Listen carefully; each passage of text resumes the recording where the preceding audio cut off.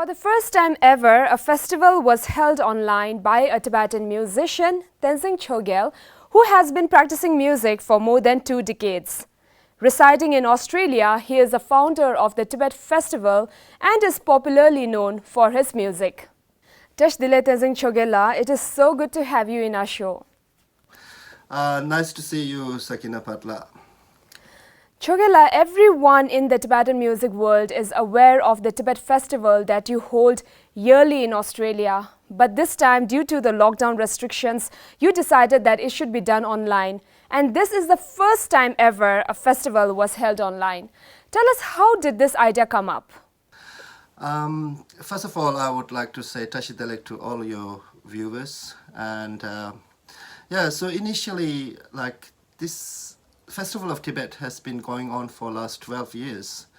And so this is the first year that we had to go online because of the lockdown. And initially I was a little bit disappointed because when things were all, when the pandemic hit the global community.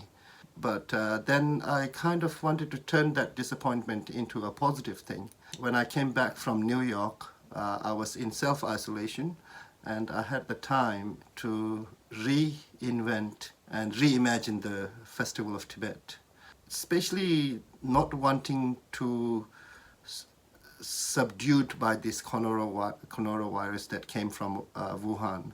So I felt it important to actually keep the momentum of the festival alive, even during this hard time. Yeah. Okay, so you definitely made the best use of this difficult time.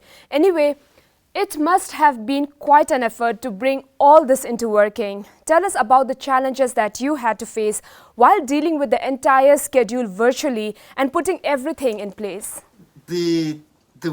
Having a virtual festival, it has its own challenges, and I had to learn a lot of new skills actually, like all the elements that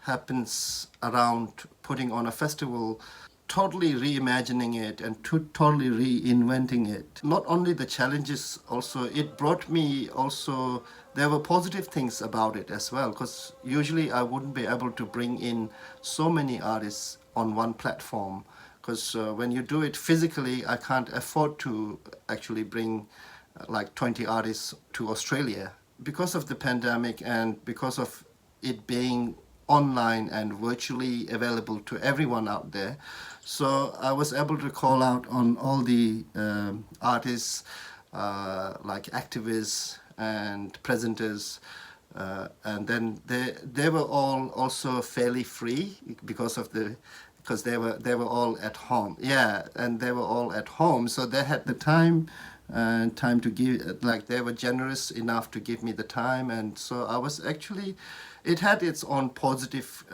thing that came along with it. Yeah. Okay, that's wonderful.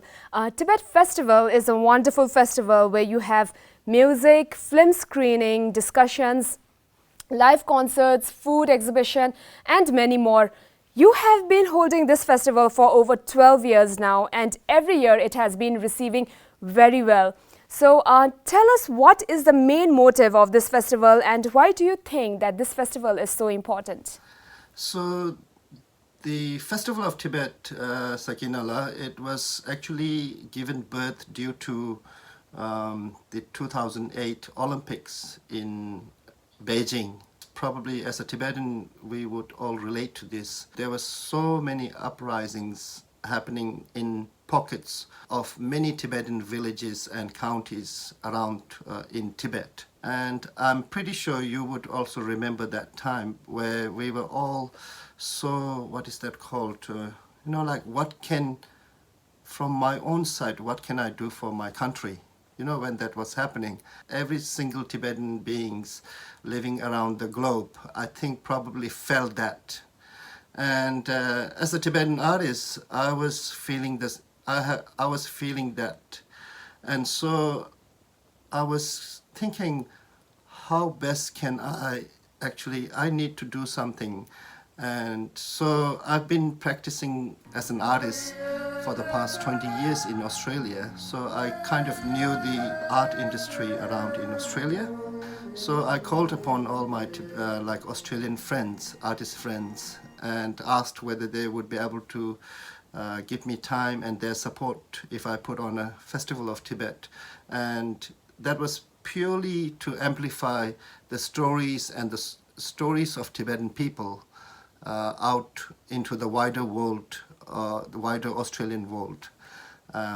So the Australian people would be able to hear the stories and the plight of Tibetan people through art, through music, through cooking, and yeah, so I used a lot of different, what is that called, artistic approach to it, so that the story can be told, the Tibetan story can be told to wider audience. You took a really good initiative, Choegyal, and Tibet Festival is not only the festival that entertains and tells the stories of Tibet, but also it raises much needed funds for the Tibetan Children's Village School, right?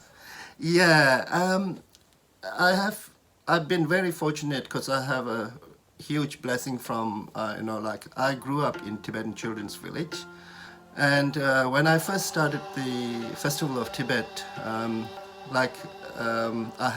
I've always informed the Tibetan Children's Village head office, and also I have always informed Amajuzipemala and Kongotempala. And their advice has been to me was, like, don't worry about the fundraising part of it.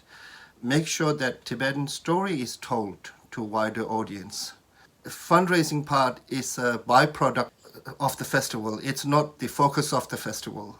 The focus of the festival is telling the story of Tibetan people. My favorite part of the festival is the part where the Tibetans, they tell their own personal stories.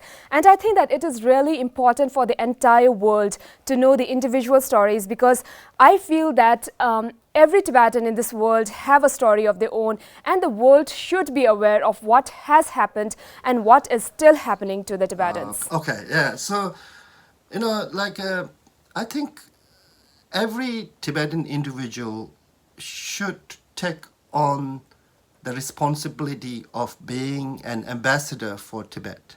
Never underestimate the power of story, your individual story. Never underestimate your own story. Your own story can tell a communal story. The festival turned out to be a huge success. The response or the outcome of the festival was more than what you actually expected. Tell us, how did you feel about this unexpected result?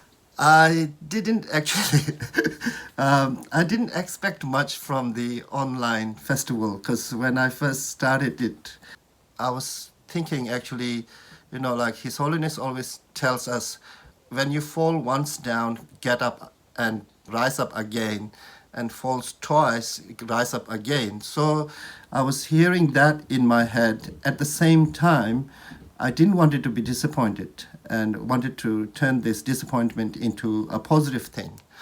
And so initially I didn't expect a huge number of viewership, or even it being fairly successful.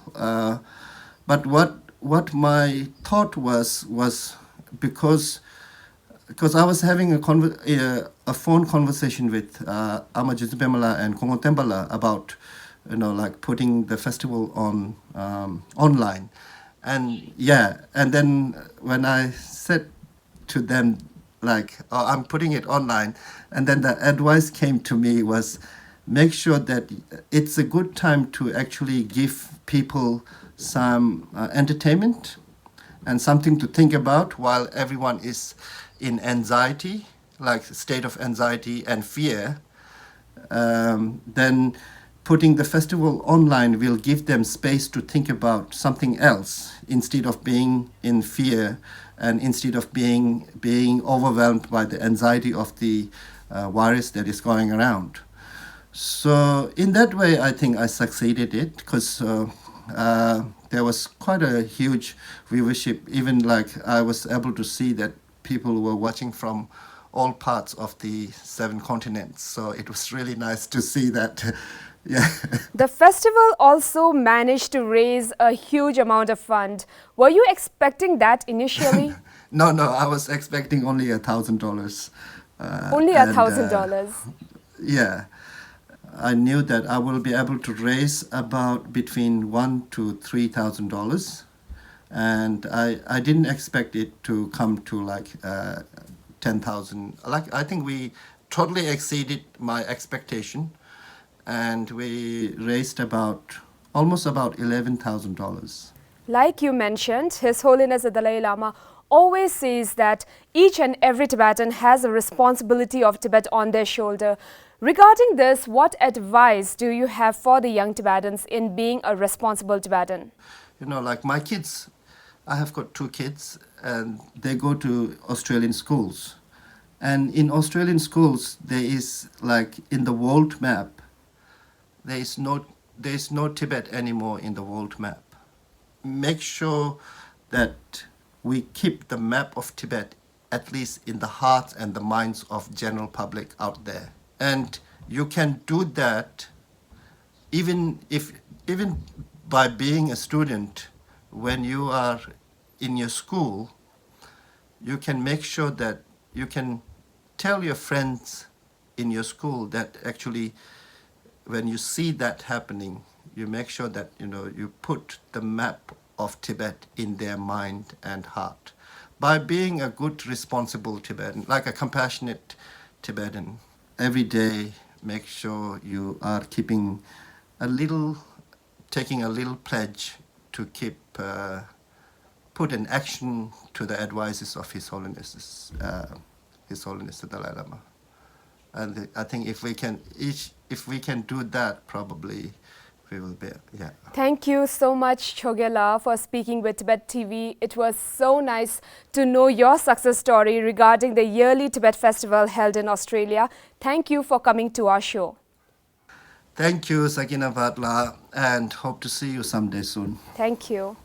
Thank you so much for watching, and see you in the next episode of In Conversation with Tibet TV.